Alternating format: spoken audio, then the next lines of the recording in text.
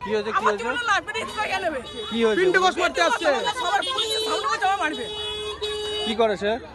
party করে দিন party করে কথাই বলছে না পুলিশ আছে নিরপেক্ষ কোন দল চলো ডাকো পুলিশ ডাকো কিন্তু দাসাই আছে পিন্টু ঘোষ পুরো তৃণমূল কিন্তু দাসাই আছে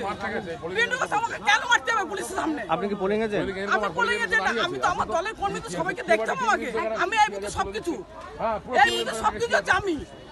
আমার বলে গেছে আমি দিচ্ছি পিন্টু ঘোষ আমাকে কেন আমার জনগণকে দেখতে দেবো না